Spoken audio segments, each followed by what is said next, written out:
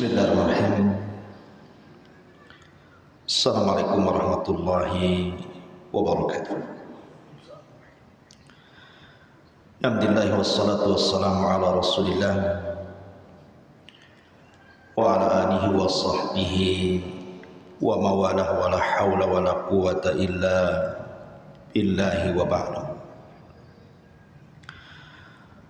Alhamdulillah, di pagi menjelang siang ini mari kita bisa duduk untuk belajar tauhid. Salawat dan juga iringan salam kita hadiahkan kepada Rasul kita Nabi besar Muhammad sallallahu alaihi wa ala alihi wasallam. Masuk pada bab qaulu ma sya'allahu wa syi'ta. Ucapan seseorang atas kehendak Allah dan juga kehendak dirimu.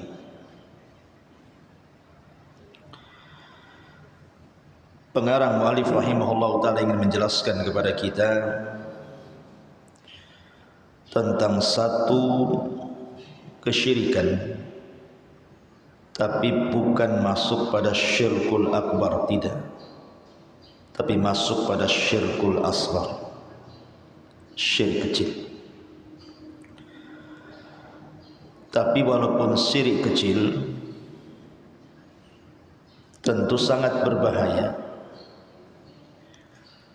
karena seseorang itu jangan memandang tentang pembagian syirik itu ada dua, ada besar, ada kecil. Kalau terfokus kepada pembagiannya, maka kita akan meremehkan, ini kan syirik kecil saja, belum masuk pada syirik besar.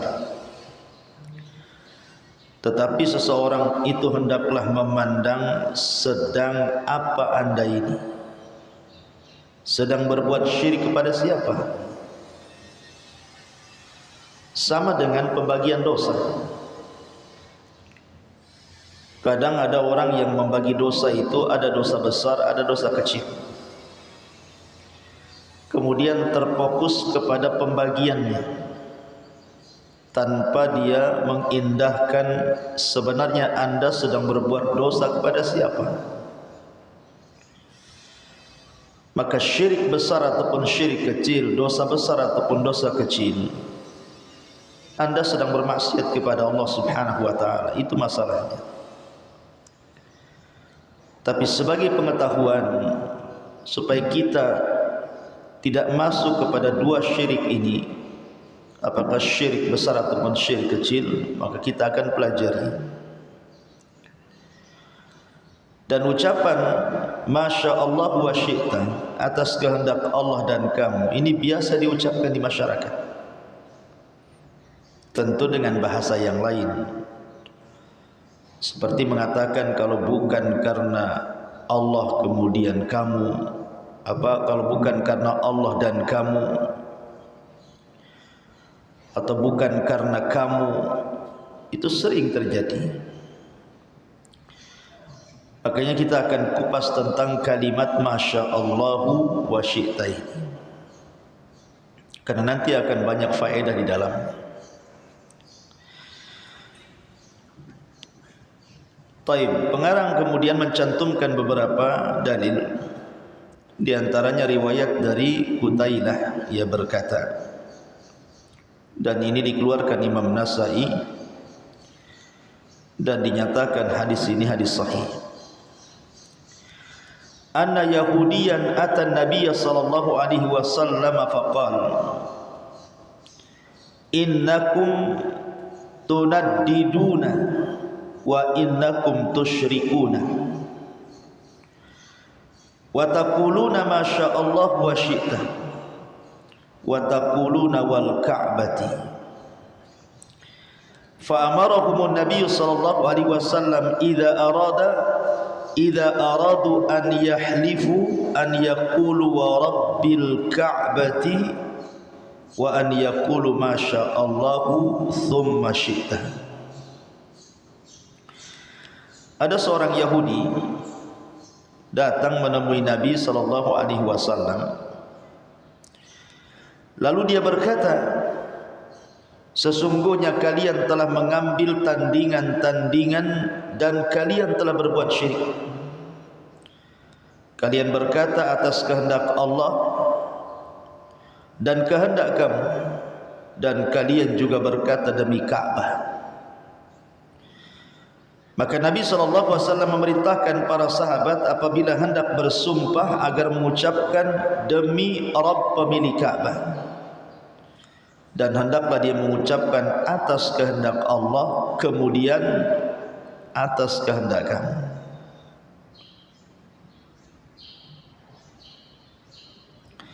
Taib. Dalam hadis ini, orang Yahudi ini menuduh kaum muslimin telah berbuat syirik dan mengambil tandingan bagi Allah Subhanahu wa taala.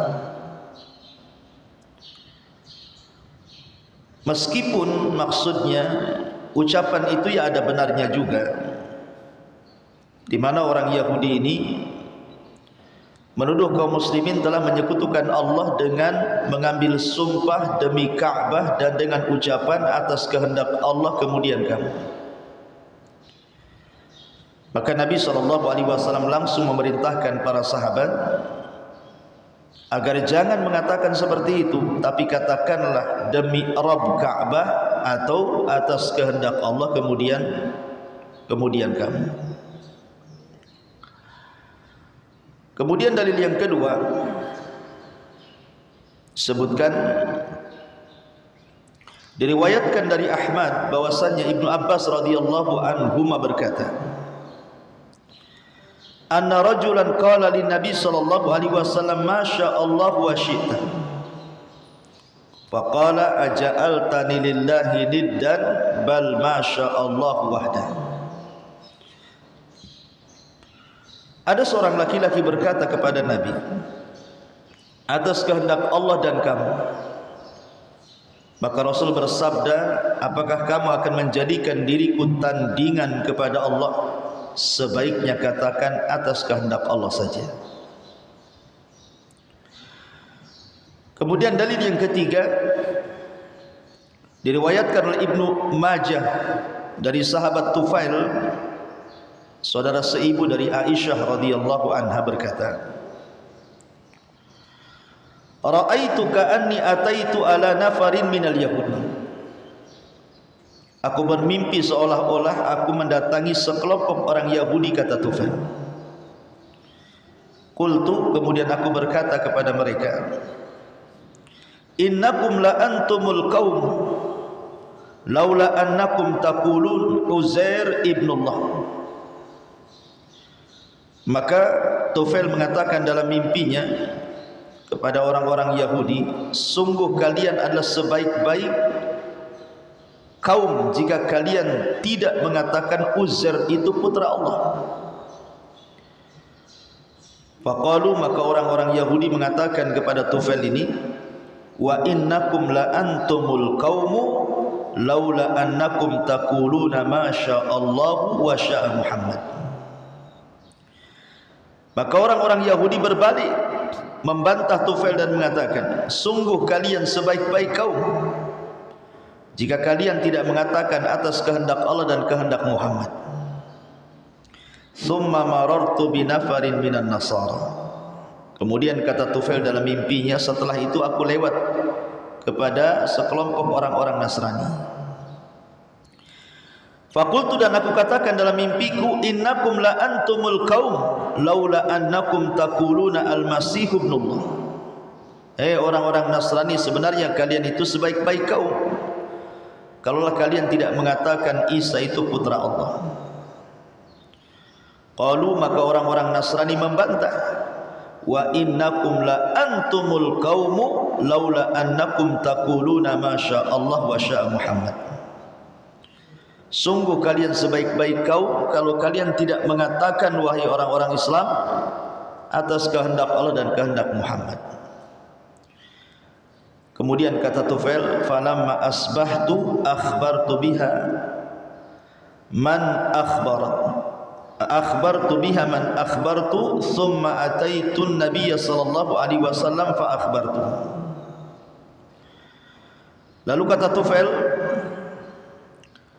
maka pada keesokan harinya aku memberikan mimpiku tersebut kepada yang aku beritahu. Setelah itu aku mendatangi Nabi sallallahu alaihi wasallam dan aku beritahu hal tersebut.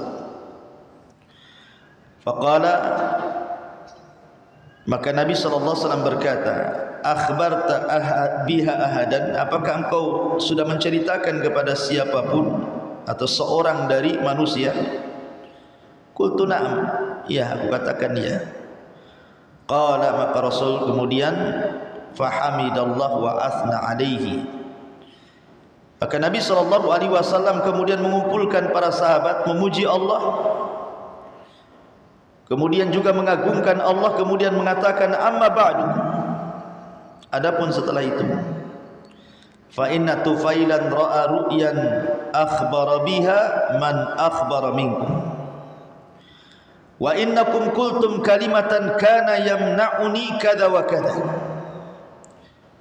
wa kadza anhaakum anha la taqulu ma syaa Allah wa syaa Muhammad walakin qulu ma syaa Allah wahdah. Setelah Rasul mengatakan amma ba'du, Rasul mengatakan sesungguhnya Tufail bermimpi tentang sesuatu dan telah menghabarkannya kepada sebagian dari kalian, dan sesungguhnya kalian telah mengucapkan satu ucapan yang ketika itu saya tidak sempat melarangnya karena disibukkan dengan hal ini dan itu. Oleh karena itulah maka janganlah kalian mengatakan atas kehendak Allah dan kehendak Muhammad, akan tetapi ucapkanlah atas kehendak Allah saja. Taib, ma'asyiral muslimat yang dimuliakan Allah Subhanahu wa taala. Ini 3 dalil yang disebutkan muallif Syekh Muhammad ibn Abdul Wahab dalam kitab Tauhid di sini. Kalau kita perhatikan ada 3 ucapan di masyarakat itu. Ucapan yang pertama masya Allah wahdah, atas kehendak Allah saja. Ucapan yang kedua masya Allahu summa syi'ta, atas kehendak Allah kemudian kamu. Kemudian ucapan yang ketiga masya Allah wa syi'ta, atas kehendak Allah dan kamu. Perhatikan 3 ucapan ini. Ucapan yang pertama masya Allah wahdah, inilah ucapan yang disunahkan. Jadi kalau ibu seandainya kemudian anggap saja ibu ini dari pengajian sini kemudian pulang, Allah takdirkan ibu kepleset atau jatuh gitu kan. Karena ketika itu ada motor yang berlainan arah sehingga ibu tidak bisa kemudian menghindar, akhirnya keplesetlah roda motor itu, terjatuhlah ibu. Tapi nggak apa-apa umpamanya, motornya ya tak apa-apa, ibu juga nggak apa-apa. Maka kemudian kalau ibu menyalahkan orang itu gara-gara dia ngebut dan mengatakan karena kamu gitu ya, aku seperti ini, karena kamu aku seperti ini, atau kalaulah bukan karena kamu aku tidak seperti ini, maka ini sama ucapan dengan kalimat masya Allahu wa syi'ta, atas kehendak Allah dan kamu. Tidak boleh, ini syirik kecil. Tetapi kalau ibu mengatakan kalau bukan karena Allah kemudian kamu, maka ini tidak mengapa. Tapi kalau ibu katakan lebih baik lagi masya Allah, ini semua takdir Allah, atas kehendak Allah semuanya aku harus jatuh di waktu ini, maka ini lebih baik lagi. Dari sini menunjukkan bahwa di masyarakat itu sebenarnya ada kata-kata pilihan yang terkadang karena tidak paham terlontar, kemudian tidak tahu hukumnya bahwa dia sedang masuk pada syirik kecil.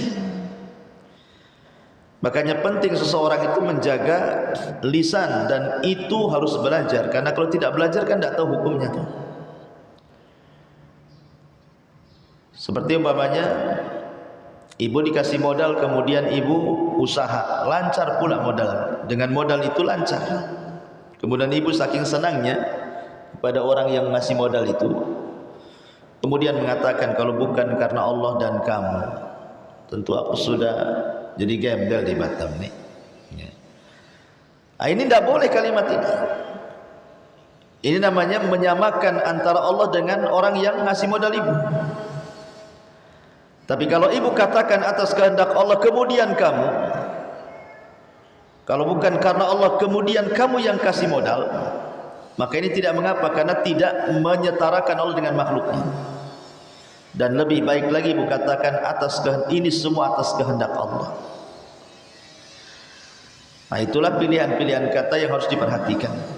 Taib, kita masuk pada maknanya. Apa sih makna Masya Allah? Kenapa kita harus senantiasa mengaitkan sesuatu itu kepada kehendak Allah Subhanahu wa ta'ala? Ma'asyiral muslimat yang dimuliakan Allah Subhanahu wa ta'ala, di masyarakat itu Bu, terkadang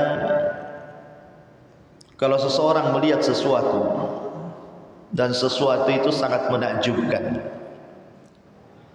Pamannya ibu punya kebun, kebunnya diisi dengan pohon mangga, rambutan, durian, semua berbuah ya. Kemudian ibu masuk ke dalam kebun, karena ibu takjub dengan kebun tersebut, maka ibu katakan, Masya Allahu la quwata illa billah. Semua atas kehendak Allah, tidak ada daya dan kekuatan kecuali milik Allah. Kalimat Masya Allah la quwata illa billah ini dianjurkan Bu, ibu baca kalau ibu melihat sesuatu yang ibu miliki sangat menakjubkan, supaya ibu tidak sombong. Pamannya ibu lagi bangun rumah, kemudian rumahnya nampak cantik, kalahlah rumah tetangga itu sama rumah ibu. Maka setelah jadi ibu katakan Masya Allah la quwata illa billah. Ibu punya anak, anaknya ganteng cantik, lebih ganteng lebih cantik dibandingkan anak orang menurut ibu. Karena kan ganteng cantik relatif, semua orang tua bilang anaknya yang paling ganteng walaupun hitam, ibu ya. Tapi ibu katakan kepada anak ibu Masya Allah la quwata illa billah. Seperti itu Bu ya. Atau ibu punya anak cerdas, hafalah beberapa juz dari juz amma dari Quran gitu ya. Anak orang enggak seperti anak ibu.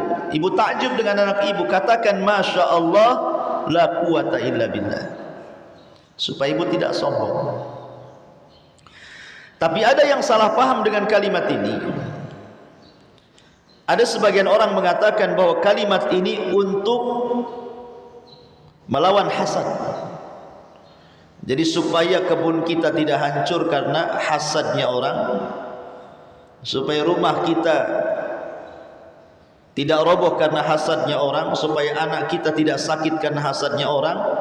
Kemudian ibu mengatakan Masya Allah la quwata illa billah. Bukan itu ucapannya. Kata Syekh Utsaimin rahimahullahu ta'ala, kalau ibu ingin melawan hasad orang, ibu baru beli mobil, baru bangun rumah, punya anak cantik, punya anak ganteng, pinter-pinter gitu ya, supaya tidak terkena hasad, kata beliau ucapannya adalah Masya Allahu tabarakallah. Ibu ya harus perhatikan ya, Masya Allah tabarakallah gitu ya, supaya jangan kena hasad. Tetapi kalau Masya Allah la quwata illa billah, itu supaya kita tidak takjub, supaya kita tidak takabur, supaya kita tidak sombong, karena sombong itu sifat Allah. tidak boleh disematkan kepada makhluk. Tetapi kalau kita ucapkan Masya Allah Tabarakallah, ini namanya melawan hasad dengan lawannya. Hasad itu apa, Bu? Hasad itu seseorang berangan-angan supaya nikmat pada orang lain hilang dan berpindah kepada dia. Itulah hasad yang dicela. Sementara doa keberkahan itu adalah doa supaya harta kita ini langgeng dan bertambah. Makanya dalam sebuah hadis disebutkan, dalam sebuah hadis di mana Nabi sallallahu alaihi wasallam bersabda, "Idza ra'a ahadukum min nafsihi aw malihi aw min akhihi ma yujibuhu falyad'u lahu bil barakati fa innal 'aina haqqun." Hadis ini disahihkan oleh Syekh Nasiruddin Al-Albani rahimahullah. Apabila salah seorang di antara kalian melihat terhadap dirinya, ibu ngaca, nampak aku lebih cantik dibandingkan sebelahnya, lebih glowing umpamanya, ya. Kemudian ibu tengok anaknya, Masya Allah, anak-anak saya kok beda dengan anak orang, katanya. Apa sama-sama orang juga? Oh enggak Ustaz, anak saya putih, ganteng, cakep, padahal hitam. Enggak masalah, memuji anak sendiri kan enggak apa-apa, ya. Nengok rumahnya nampak cantik sendiri, padahal masih banyak orang rumah lebih cantik daripada rumah ibu, kan? Itu kan pandangan ibu. Melihat hartanya, ya. Ataupun dari saudaranya, ibu punya saudara, punya kawan gitu ya, diberikan nikmat. Maka kata Nabi SAW, "Faliyad'u lahu bil barakah." Doakanlah dengan doa barakah, karena penyakit ain itu hak adanya. Penyakit ain, penyakit mata yang penuh dengan hasad dan sihir itu hak adanya, ada di sekitar kita. Ibu jangan mengingkari ada hasad, ada penyakit ain itu. Dan penyakit ain itu bahaya, penyakit orang hasad itu. Terkadang dia melihat kebun kita yang cantik baru berbuah, hasad dia, besoknya pula lah kebun itu kemudian berbuah sekali, habis tak berbuah lagi, ya. Ataupun anak kita karena hasad sama orang, tadinya hafalannya 5 juz jadi 1 juz, hilang tuh yang 4 juznya. Atau rumahnya dihasadi orang, tahu-tahu yang tadinya cantik tahu-tahu retak-retak saja rumah tuh, ya Bu ya. Lah supaya tidak terjadi seperti itu, lawan hasad dengan lawannya. Dengan cara apa? Katakan Masya Allah Tabarakallah. Tapi kalau ibu ingin menghilangkan supaya ibu tidak sombong, tidak takabur, karena ibu punya harta, punya mobil, punya kebun, punya macam-macam, maka sering-seringlah katakan apa? Masya Allah la quwata illa billah, supaya harta yang kita miliki itu tidak hilang. Contoh satu kisah. Di dalam surah Al-Kahfi ada kisah namanya Sahibul Jannatain, kisah pemilik 2 kebun. Kisah pemilik 2 kebun ini, Bu, yang satu dulunya bersyirikat, Bu, ada 2 orang bersyirikat dalam usaha. Yang namanya orang berserikat pasti ada masalah, Bu, biasanya. Akhirnya bermasalah, sahamnya dibagi 2. Sudahlah, bagusnya kita sendiri-sendiri aja, katanya. Akhirnya 50% dikembalikan sahamnya ke yang satunya, dan dikembalikan 50% ke yang satunya. Lah yang satu ini mukmin, satu kafir pula. Satu bersyukur akan nikmat yang Allah anugerahkan, satu pula kufur orangnya. Lah yang kufur ini, Bu, membeli 2 kebun. Akhirnya Allah Subhanahu wa taala berikan istidraj kepada dia. Kebunnya itu dijelaskan dalam Al-Quran itu, wadrib lahum masalan rajulaini ja'alna li ahadihima jannataini min a'nabin wa khafafnahuma binakhlin wa ja'alna bainahuma zar'a kiltal jannataini atat ukulaha wa lam tadlim minhu syai'ah wa fajjarna khilalahuma nahara. Subhanallah. Ya. Kata Al-Quran, Allah berfirman, dan berikanlah kepada mereka sebuah perumpamaan dua orang laki-laki. Kami jadikan salah seorang dari dua orang itu mukmin, yang satunya kafir. Yang kafir ini dia beli dua buah kebun, isinya kebun anggur. Kemudian dikelilingi sebagai pagarnya pohon kurma dan pohon-pohon yang lainnya. Lah antar dua kebun itu kami buatkan ladang. Kedua buah kebun itu menghasilkan buahnya, dan kebun itu tidak berkurang buahnya sedikit pun. Dan kami alirkan sungai di celah-celah kebun tersebut. Subhanallah Bu, kalau ibu punya kebun di gambarannya Bu ya. Ibu punya dua kebun, dua-duanya kebun anggur. Kemudian dipagari dengan pohon-pohon kurma. Kemudian samping-sampingnya ada ladangnya, ibu bisa tanam macam-macam pohon. Kemudian sungai teraliri ke situ tanpa harus lelah kita menyiram. Kemudian tidak pernah ada musimnya Bu, buah terus Bu. Apa enggak nikmat tuh? Ibu ngapa-ngapain, enggak kerja, enggak apa, ongkang-ongkang di rumah, tinggal petik, jual apa, enggak kaya Bu. Lah ini permisalan nih orang yang kufur nikmat nih. Allah berikan istidraj, sengaja Allah berikan kekayaan sampai akhirnya ini orang yang satunya yang beriman ini kan diinfakkan tuh uang semuanya itu, akhirnya bangkrut, diuji oleh Allah Subhanahu wa taala. Kemudian dia ingin mencari pekerjaan, teringat kawannya sudah kaya tapi kufur nikmat.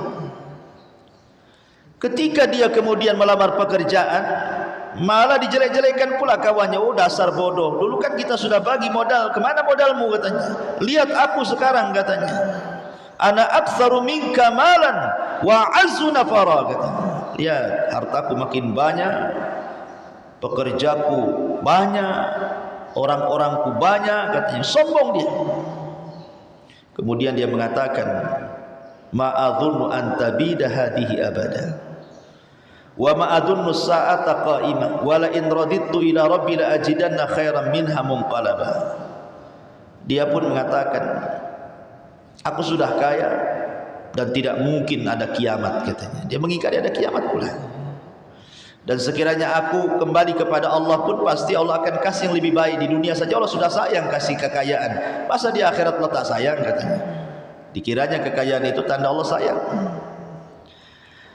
Akhirnya sebelum diusirlah kawannya, ingin dikasih tahu, kalau kau ingin tahu kekayaanku, ayo kita masuk kebun katanya. Akhirnya diajak ke kebunnya. Ketika masuk kebun, harusnya orang yang punya kebun ini tidak sombong. Dia main masuk saja dengan kesombongannya, lihat kebunku nih. Kemudian kawannya ini ngasih tahu, yang beriman ini, cobalah kalau kau masuk kebun itu, ucapkan Masya Allahu la quwata illa billah. Ingat, sesungguhnya atas kehendak Allah semua ini terjadi, tiada kekuatan kecuali dengan pertolongan Allah. Kamu punya kebun itu loh, itu Allah yang kasih. Kalau Allah tidak kasih, kau tidak punya kebun. Semua pertolongan Allah ini, kebun menjadi seperti ini. Kemudian dia pun malah kemudian sombong di hadapannya. Akhirnya apa yang terjadi? Allah katakan, fa asa rabbi an yu'tiyani khairan min jannatika wa yursila 'alaiha husbanan minas sama fatusbiha sa'idan zalaqa aw yusbiha ma'uha ghawra falam yastati' lahu talaba wa uhita bi thamarihi fa asbaha yuqallibu kaffaihi ala ma anfaqa fiha wa hiya khawiyatun ala urushiha wa yaqulu ya laitani lam usyrik bi rabbi ahada. Maka apa yang terjadi Bu? Ini orang yang beriman ini karena dizalimi, dia berdoa, mudah-mudahan Allah mengirim petir dari langit ke kebunmu. Sombong kali kau ini, katanya. Ini kan semua milik Allah, jangan sombong. Doa jelek nih akhirnya kan. Semoga Allah kirim petir ke kebunmu hingga kebun menjadi tanah yang licin, katanya. Atau airnya menjadi surut dalam tanah, maka sekali-kali kamu tidak dapat menemukan air itu sehingga kau tidak bisa ngaliri lagi ke kebunmu, katanya. Subhanallah, betul. Ya. Tiba-tiba apa yang didoakan orang yang beriman kepada orang yang kufur ini menjadi kenyataan. Besoknya dikirim petir, terbakar semua kebunnya, gersang tidak ada air lagi, akhirnya hancur. Kata ulama, begitulah orang kalau tidak menasabkan nikmat kepada Allah, maka Allah akan cabut nikmat itu. Maka supaya nikmat kita tidak hilang, rumah kita tidak rusak, gitu ya. Kan ada rumah itu baru dibangun udah retak-retak, udah bolong-bolong, pelafonnya mau jatuh, baru beli mobil itu si mogok aja kan. Baru sekilo mogok lagi, dorong lagi, mogok lagi, dorong lagi. Ini ada apa ini kan itu ya. Supaya kita walaupun mobilnya kompet tak apa-apa lah, tapi kan lancar gitu ya. Supaya kebunnya berbuah terus, tidak kena hama, anaknya makin pintar dan begitu seterusnya, Bu ya. Jadi nasabkan nikmat ini kepada Allah supaya kita terhindar dari kesombongan. Katakan, Bu, kalau kita punya kebun, punya rumah, punya kendaraan, Masya Allahu la quwata illa billah. Tapi kalau ingin melawan hasad supaya orang tidak hasad dengan harta kita dan tidak hilang, bukan Masya Allah la quwata illa billah bacaannya, tapi Masya Allah tabarakallah. Itu dua lafaz yang berbeda. Kalau Masya Allah tabarakallah itu supaya orang tidak hasad kepada kita, sehingga kekayaan kita tidak berpindah kepada orang lain. Tapi kalau Masya Allah la quwata illa billah supaya kita tidak sombong. Kita katakan bahwa ini semua atas kehendak Allah, supaya nikmat itu tidak dicabut, Bu. Nah, itulah bahasa-bahasa seperti ini, Bu, penting diucapkan. Artinya bahwa karena kalimat Masya Allah atas kehendak Allah memang tidak terjadi apapun di alam semesta ini kecuali karena kehendak Allah. Makanya salah satu bentuk iman kepada takdir itu kita katakan apa, Bu? Apa yang Allah kehendaki pasti terjadi walaupun kita tidak berkehendak. Apa yang Allah tidak kehendaki tidak mungkin terjadi walaupun kita berkehendak. Itu iman dengan takdir itu. Ya, seperti itu tuh ringkasnya tuh. Pokoknya kalau Allah mau pasti terjadi. Allah tak mau tak terjadi. Dari sini kita tahu bahwa apapun di dunia ini, ibu ini sholatnya rajin, puasanya rajin, sedekahnya rajin, anggaplah ibu yang paling rajin, dekat dengan Allah. Tapi kalau ibu tidak pernah mengucapkan kalimat insya Allah, sesuatu itu dinasabkan atas kehendak Allah, tidak mungkin Allah kabulkan. Contoh, siapa yang paling takwa dengan Nabi? Tidak ada orang yang lebih takwa dibandingkan Nabi. Tidak ada orang yang lebih takut dibandingkan Nabi. Satu ketika orang-orang Yahudi memberikan soalan kepada orang-orang musyrik untuk ditanyakan kepada Nabi. 3 soalan. Coba katakan orang yang ngaku Nabi itu 3 soalan. Kalau dia memang seorang Nabi, pasti dia bisa jawab. Kalau dia bukan seorang Nabi, nggak akan bisa jawab tuh. Akhirnya kemudian orang-orang musyrik senanglah dapat soalan dan kunci jawaban. Dia ingin mengetes Nabi. Akhirnya kemudian dia datang kepada Nabi Muhammad SAW dan mengatakan, ya Muhammad, kalau engkau seorang Nabi, kau bisa menjawab 3 soalan. Kami beriman nanti kalau kau bisa jawab. Kalau tidak, kau ini Nabi kaleng-kaleng aja kau ini. Akhirnya kemudian mereka menyebutkan 3 soalan. Yang pertama, soalannya ini, coba sebutkan tentang kisah anak muda yang terjerembab dalam sebuah gua. Gimana kabarnya? Coba sebutkan tentang kisah seorang raja yang keliling dunia, macam mana tuh ceritanya?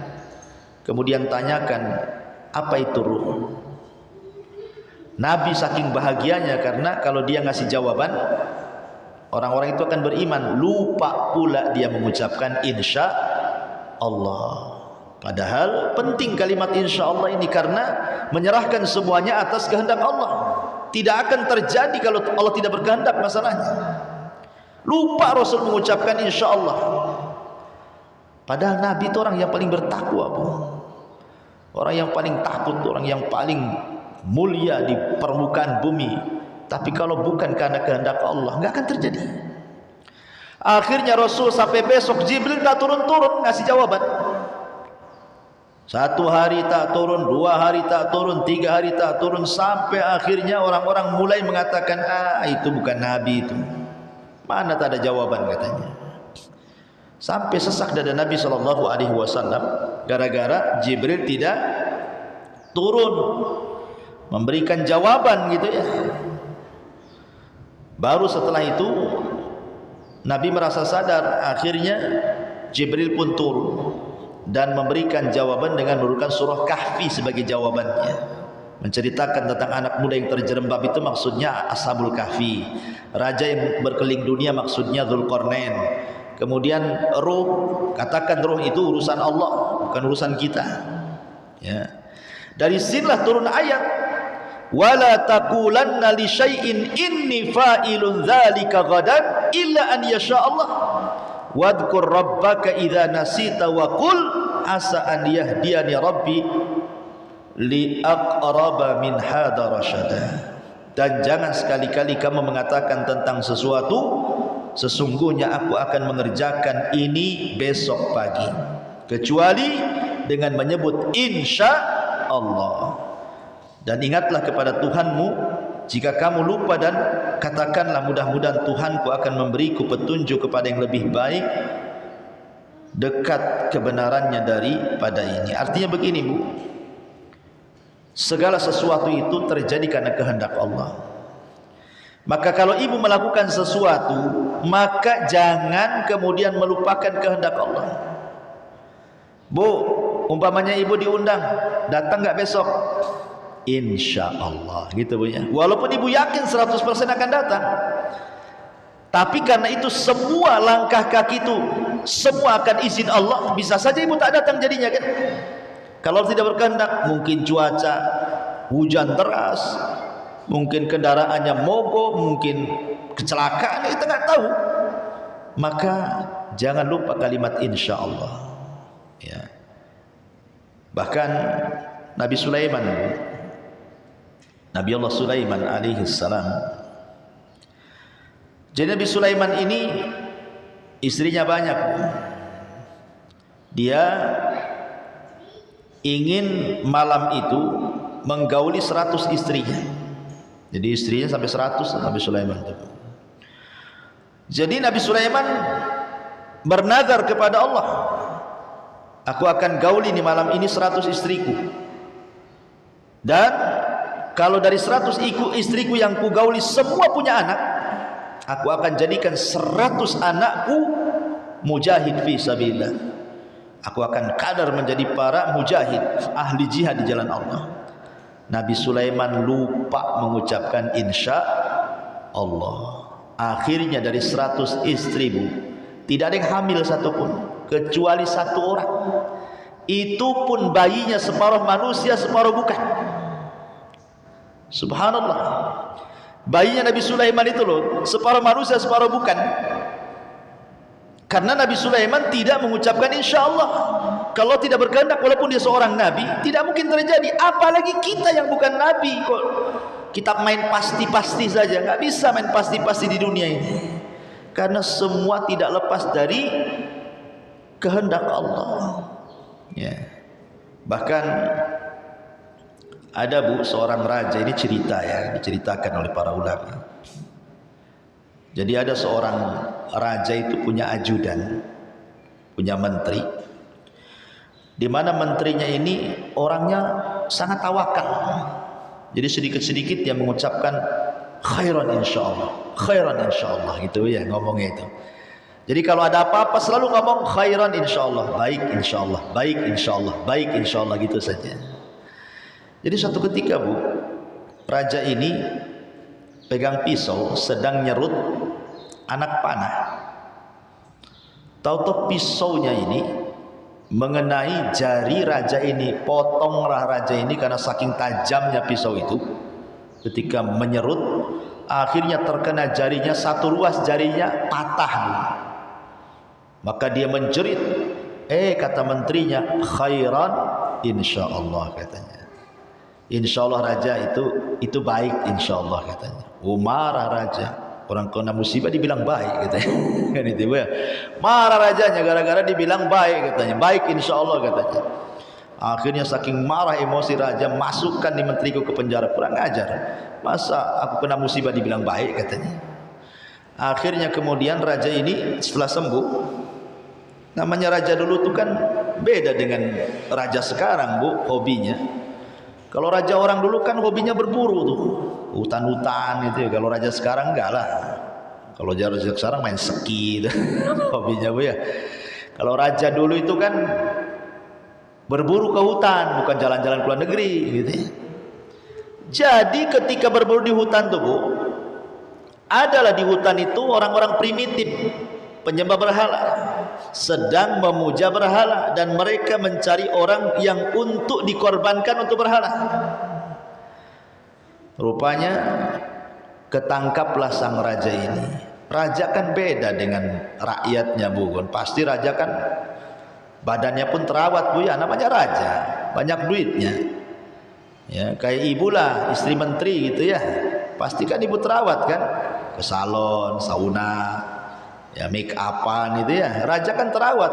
Jadi pas ketangkap sama orang primitif ini Bu, wah cocok ini untuk berhala katanya. Nggak ada orang ganteng kecuali dia katanya. Akhirnya ketika hampir mau dibunuh tuh, mau disembelih untuk berhala raja itu, diperiksa dulu Bu, karena kalau mau mempersembahkan ke berhala tidak boleh ada yang cacat di badannya.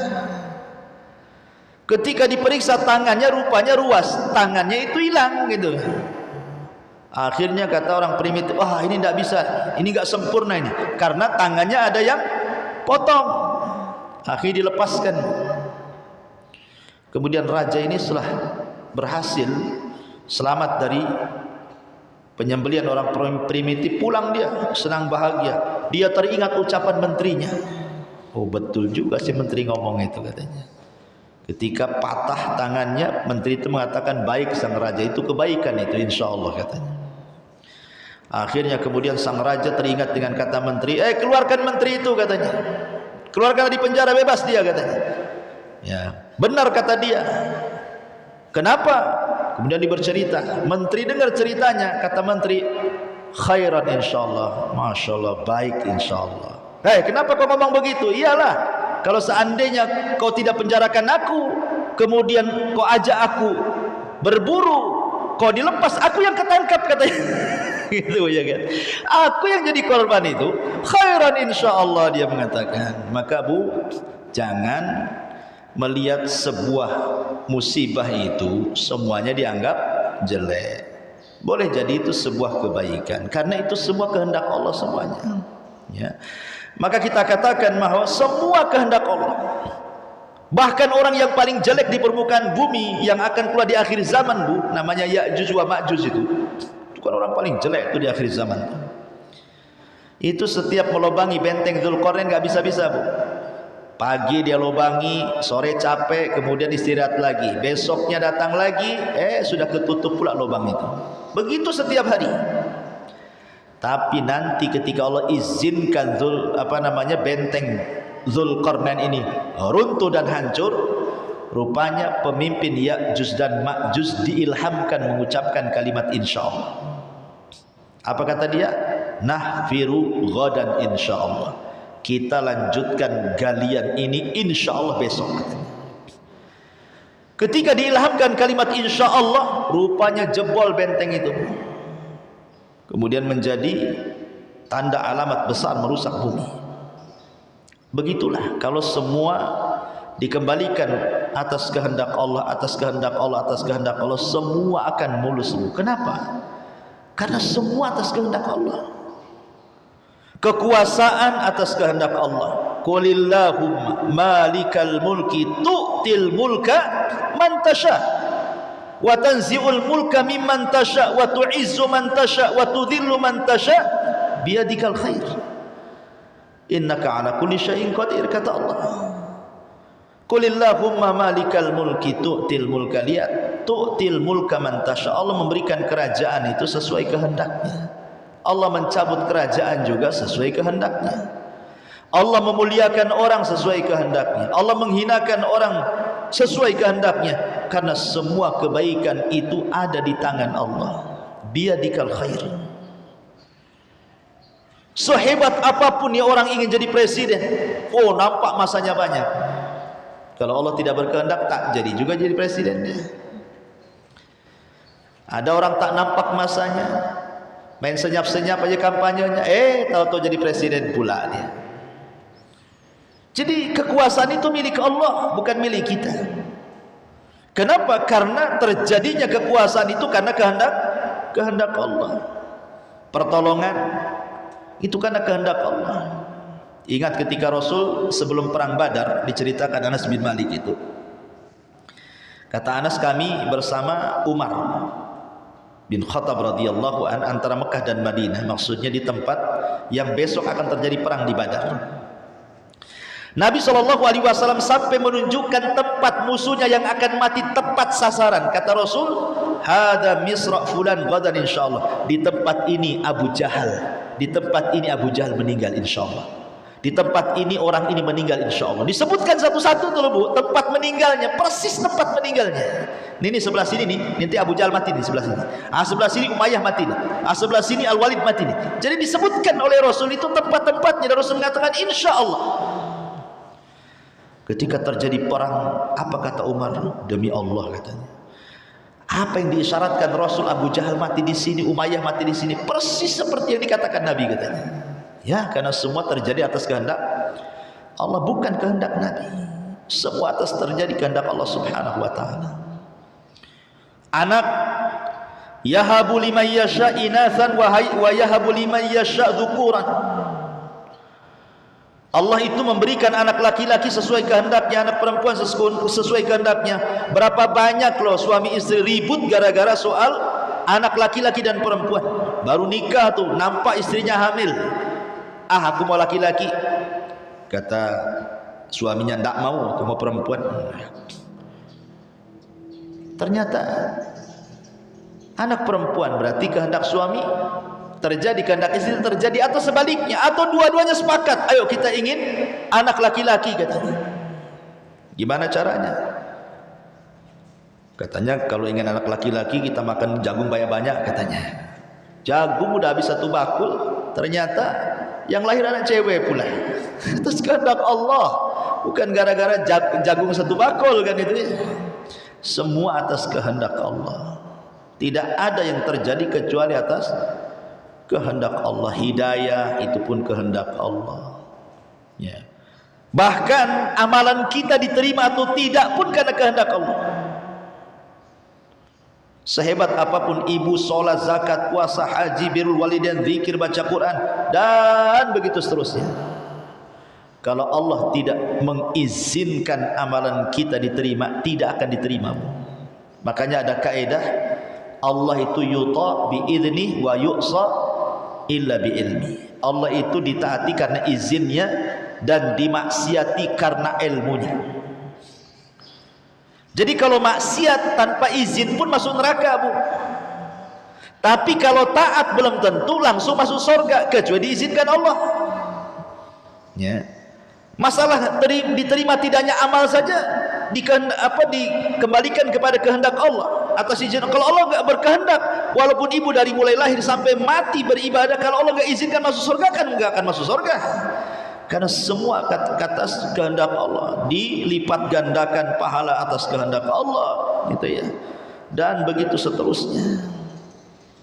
Jadi ingat, jangan lupa segala sesuatu kaitkan atas kehendak Allah Subhanahu wa taala. Karena tidak mungkin terjadi di alam semesta ini apapun, baik yang kecil ataupun yang besar, tidak lepas dari kehendak Allah Subhanahu wa taala. Maka jangan coba-coba orang kemudian mensejajarkan Allah dengan makhluknya dalam masalah kehendak. Seperti mengatakan Masya Allah wa syi'ta atas kehendak Allah dan kamu. Tapi katakanlah Masya Allah wahdah atas kehendak Allah saja, atau Masya Allah thumma sya'a fulan atas kehendak Allah kemudian. Nah, jangan lupa kalimat kemudian. Kemudian atas kehendak fulan. Wallahu a'lam bishawab. Ini yang bisa sampaikan. Baik Ibu, silakan kalau ingin bertanya.